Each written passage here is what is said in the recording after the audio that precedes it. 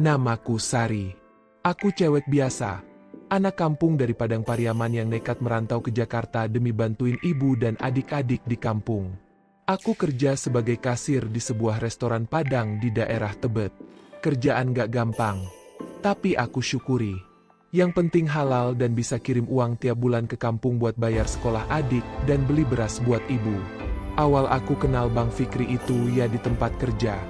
Dulu dia bukan siapa-siapa. Cuma cowok tinggi kurus yang suka bantuin pamannya di dapur restoran. Dia sering antar masakan, bantu masak rendang, atau sekadar bersihin dapur kalau malam udah sepi. Orangnya kalem, tapi sopan. Jarang ngomong, tapi sekali ngomong, langsung bikin orang dengerin. Awalnya aku nggak terlalu peduli, tapi makin lama, dia sering banget ngajak ngobrol. Awalnya cuma nanyain stok uang kasir atau laporan pembukuan harian. Tapi lama-lama ngobrolnya makin panjang. Sampai ngebahas keluarga, kampung halaman, bahkan masa depan. Aku kaget waktu tahu dia juga orang Minang. Walaupun logatnya udah kebawa Betawi. Nggak terasa, dia mulai sering nyamperin aku pulang kerja. Kadang dia nawarin naik motor bareng. Kadang cuma nganter sampai gang kosan. Pernah sekali waktu aku demam, dia tiba-tiba datang bawa bubur ayam dan vitamin. Katanya dia dengar aku batuk pas kerja. Dari situ, hatiku mulai goyah. Lama-lama, statusnya di restoran naik. Dia katanya dikasih kepercayaan penuh buat ngelola restoran sama pamannya. Bahkan akhirnya, dia bilang pamannya balik ke kampung dan restoran itu sekarang resmi atas namanya. Aku ikut seneng. Karena aku tahu, dia rajin dan pekerja keras. Tapi dalam hati kecilku juga muncul rasa takut. Takut kalau dia udah makin tinggi, aku bakal ditinggal. Tapi ketakutanku itu pupus pas dia ngomong serius suatu malam. Waktu itu kita duduk di bangku taman depan kosanku. Dia pegang tanganku dan bilang, "Sari, aku suka kamu. Aku udah lama nyimpen rasa ini. Aku pengen kamu jadi istriku." Aku diam lama. Aku bukan cewek yang gampang luluh. Aku tahu hidup di Jakarta keras. Aku juga tahu, nggak semua laki-laki bisa dipercaya. Tapi dia beda. Tatapannya jujur. Waktu aku tanya kenapa aku, dia bilang, "Karena kamu nggak pernah berpura-pura. Kamu kerja keras, nggak neko-neko, dan nggak manja. Aku butuh perempuan kayak kamu buat nemenin aku." Akhirnya, setelah banyak mikir dan sholat istikharah, aku nerima lamarannya. Tapi dia ngajak nikah siri dulu. Alasannya biar cepet. Dan dia janji bakal sahkan semuanya kalau kondisinya udah stabil. Aku nurut. Mungkin karena aku juga cinta. Kita nikah di rumah seorang ustaz di Cipayung. Sederhana. Nggak ada pesta. Nggak ada hiasan. Cuma doa dan akad. Tapi buatku, itu udah cukup. Hari-hari setelah nikah itu indah banget. Bang Fikri jadi makin perhatian. Dia suka cium keningku sebelum tidur. Sering bisikin makasih karena aku udah jadi istrinya. Kita sering masak bareng di dapur kecil kosan. Atau sekadar duduk nonton TV berdua sambil makan keripik sanjay. Aku pikir, inilah kebahagiaan. Aku pikir, ini awal dari hidup baru yang lebih baik. Tapi semua berubah waktu aku telat datang bulan. Awalnya aku kira aku kecapean. Tapi setelah 2 minggu nggak juga haid, aku beli test pack. Dan hasilnya 2 garis. Aku hamil. Kupikir dia bakal seneng. Tapi yang aku dapet justru sebaliknya. Reaksi dia waktu aku kasih tahu, nggak seperti yang aku bayangin. Dia diam. Terus dia duduk, tunduk. Nggak ngomong apa-apa.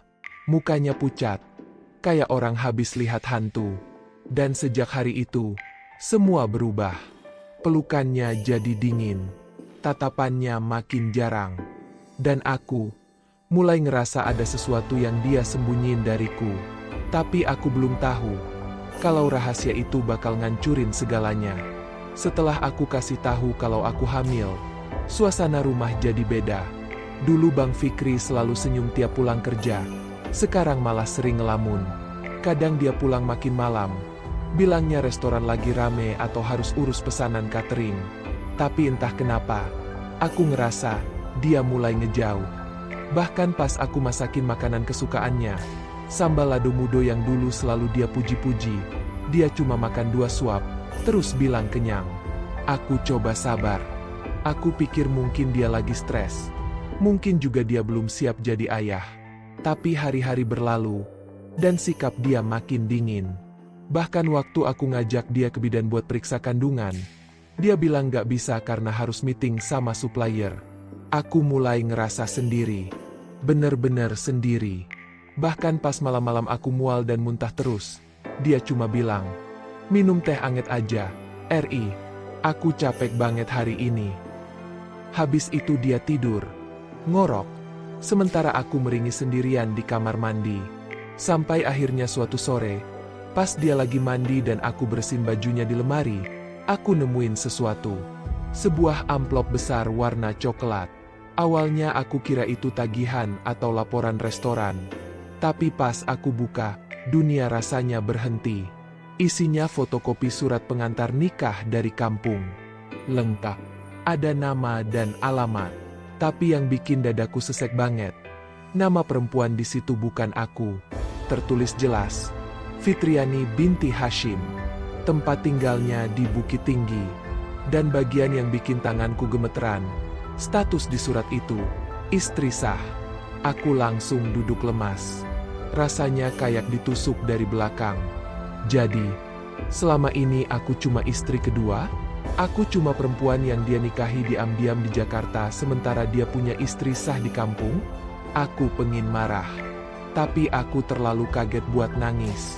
Yang aku lakuin cuma duduk di pojokan kamar sambil meluk perutku yang masih kecil. Aku elus pelan-pelan, sambil bisik, "Maafin ibu ya, nak. Ibu juga nggak tahu kalau kamu ini anak dari laki-laki yang bohongin kita."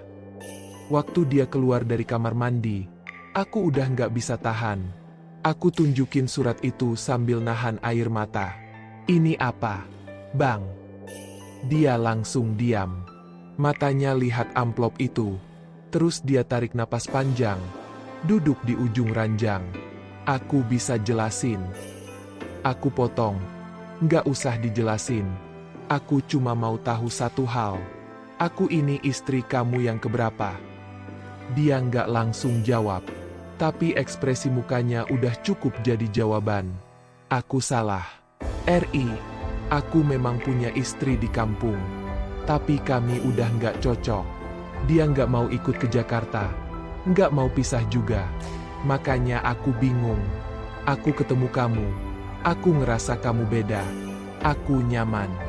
Aku pengen hidup baru sama kamu." Aku berdiri.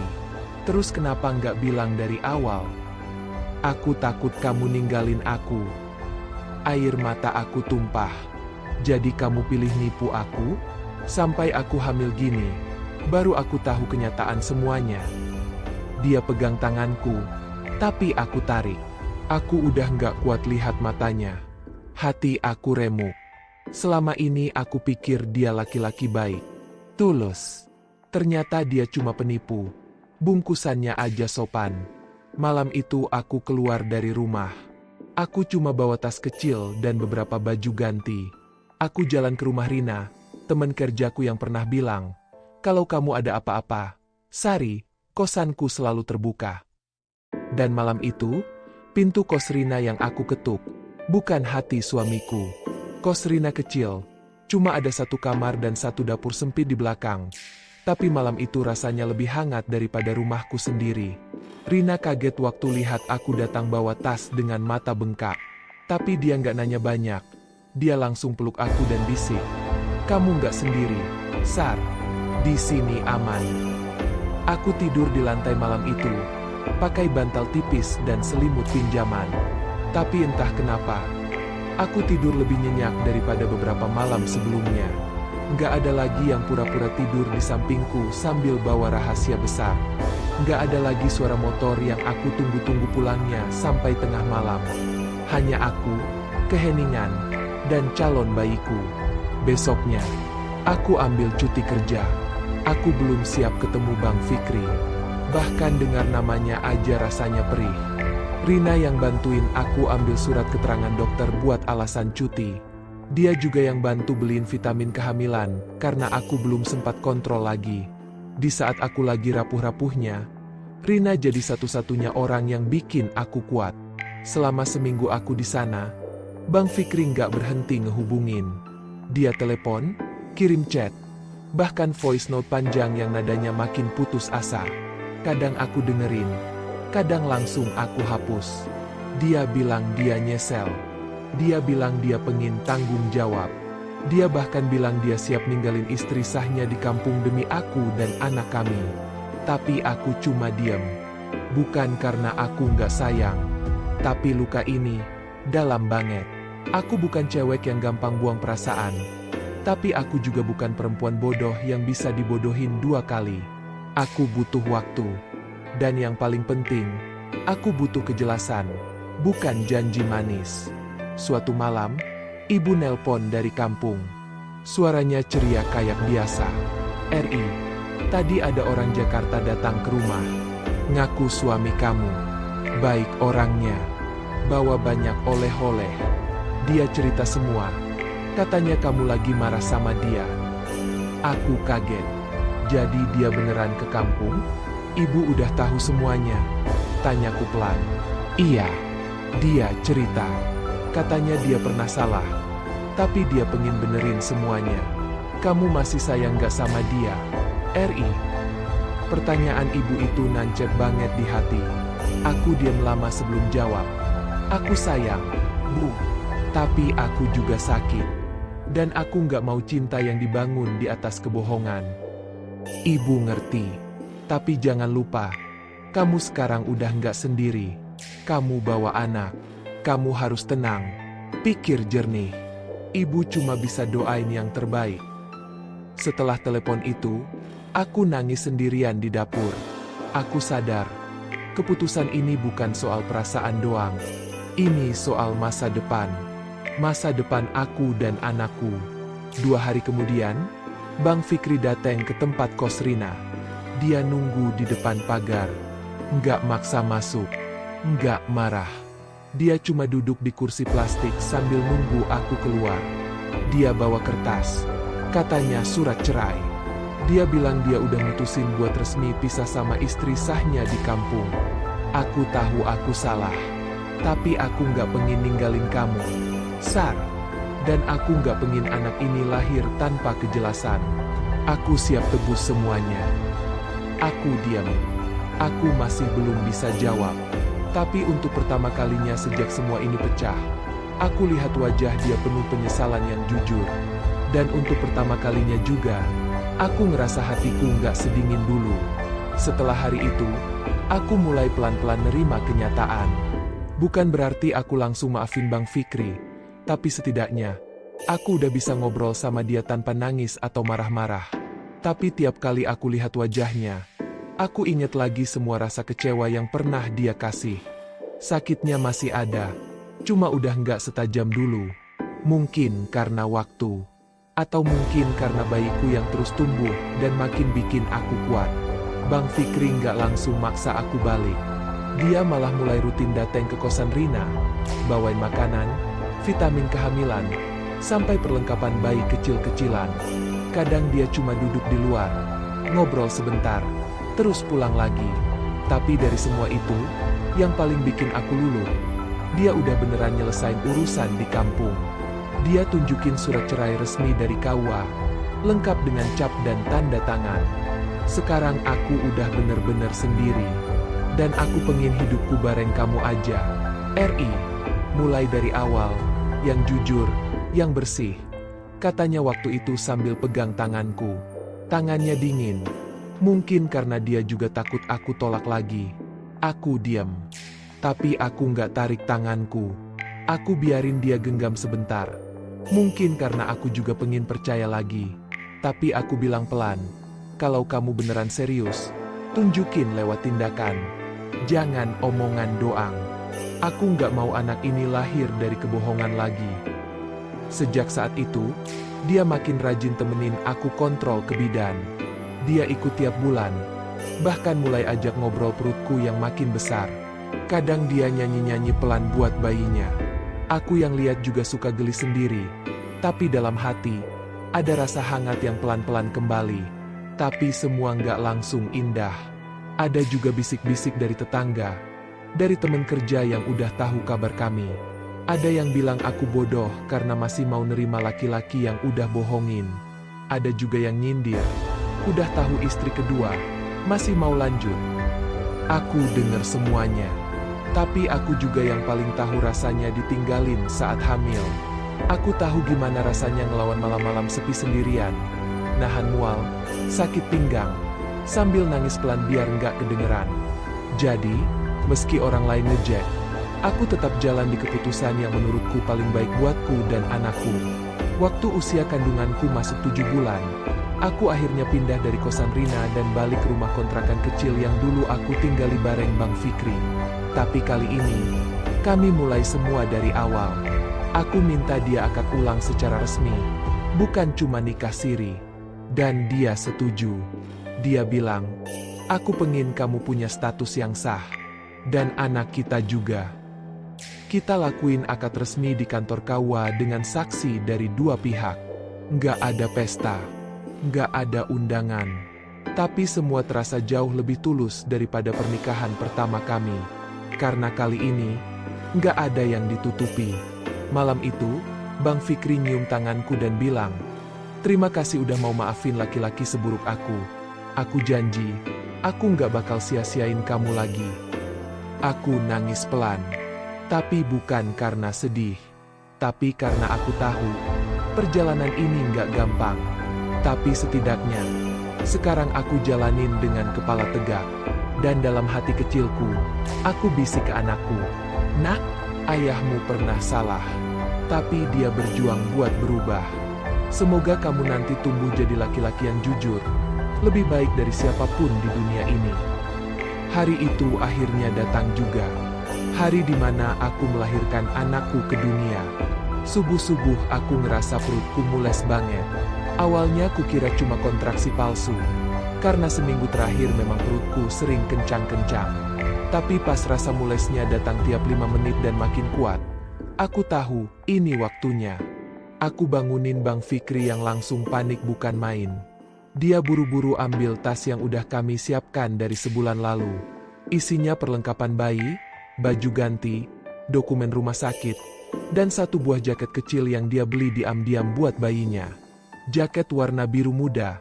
Ada bordiran nama, Rafa. Itu nama yang kami pilih sama-sama. Artinya, angin yang lembut dan tinggi derajatnya. Di dalam mobil menuju rumah sakit, aku pegang tangannya erat-erat. Sakitnya luar biasa. Tapi anehnya aku tenang. Mungkin karena dia ada di sampingku sekarang. Beda banget sama beberapa bulan lalu. Waktu aku mikir aku bakal ngadepin semua ini sendirian. Proses lahiran lumayan lama, tapi semua rasa sakit itu langsung hilang waktu aku dengar tangisan bayi pertamaku. Tangisan kecil yang nyaring dan bikin seluruh dunia berhenti sejenak. Waktu bidan naruh dia di dadaku, aku nggak bisa nahan air mata. Bayiku, anakku, akhirnya lahir dengan selamat. Kecil, mungil, hangat. Bang Fikri masuk ruang bersalin setelah semuanya selesai. Dia berdiri lama di depan kami, matanya merah. Terus pelan-pelan dia dekati dan cium keningku, lalu kening anak kami. Maaf, RI. Terima kasih udah bawa dia ke dunia. Aku janji, hidupku sekarang cuma buat kalian berdua. Beberapa minggu setelah kelahiran Rafa, hidup kami terasa lebih tenang. Bang Fikri mulai pulang lebih cepat. Kadang dia masak buatku. Walau rasa rendangnya masih jauh dari enak, tapi aku senyum aja, karena aku tahu, dia sedang belajar. Belajar jadi suami, belajar jadi ayah. Tapi dalam hati, aku juga masih waspada. Luka itu memang udah nggak berdarah, tapi bekasnya tetap ada. Kadang kalau dia telat pulang, pikiranku masih suka lari ke masa lalu. Tapi aku lawan. Aku bilang ke diri sendiri, kalau kamu udah kasih kesempatan kedua, berarti kamu juga harus belajar percaya. Satu malam, Kami duduk berdua di ruang tamu. Rafa lagi tidur nyenyak di box kecilnya. Bang Fikri peluk pundakku dan bilang pelan, "Aku tahu aku nggak bisa balikin waktu. Tapi aku pengin hari-hari ke depan. Kamu nggak perlu ngerasa takut lagi." Aku lihat matanya. Dia kelihatan jujur. Tapi aku juga tahu, hidup ini bukan sinetron yang selesai begitu aja setelah minta maaf dan pelukan. Aku jawab, "Aku udah maafin kamu, Bang. Tapi untuk percaya sepenuhnya lagi, aku butuh waktu. Dan kamu harus sabar. Karena luka yang dalam, nggak sembuh dalam semalam." Dia angguk pelan. Aku siap nunggu. Bahkan seumur hidup kalau perlu. Kami duduk lama tanpa suara. Tapi keheningan itu nggak canggung. Malah terasa tenang. Di luar hujan turun pelan-pelan. Angin malam sejuk. Dan dalam pelukan diam-diam itu, aku sadar meski kami berdua bukan orang sempurna, tapi kami lagi belajar jadi versi terbaik dari diri kami, demi satu makhluk kecil yang sekarang jadi pusat dunia kami. Namanya Rafa. Dan dialah alasan kenapa aku tetap bertahan.